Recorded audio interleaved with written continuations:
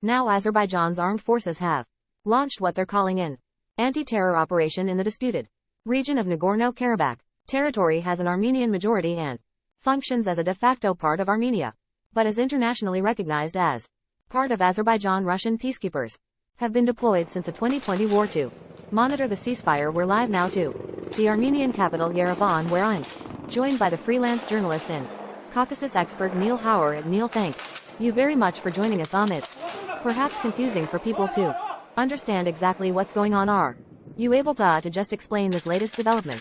Yeah, absolutely. So a couple hours ago at about 1:30 p.m. local time, which is about 2 hours ago, Azerbaijan launched a full-scale offensive missile strikes all across the territory of Nagorno-Karabakh. Artillery shelling on military infrastructure, also on civilian infrastructure, and reports of Azerbaijani troops attempting to advance along the line of contact along the entire front line.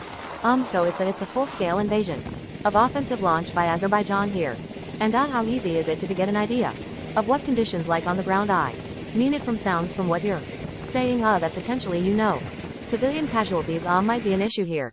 Absolutely. There's already reports of children being brought to the hospitals in the Lord, which is very difficult because the property that the territory has been under blockade for 9 months and there's almost no fuel even for ambulances. But there's videos as well of children running to the shelters as Azerbaijani artillery is hitting just a few meters away from them. And civilian casualties are going to be a big issue here. And something that's only going to get worse. And how easy is it to get sort of accurate information about what's going on? Where are you getting your information from? I mean from social media, from reports from within the territory itself, and photo and video editing evidence as well.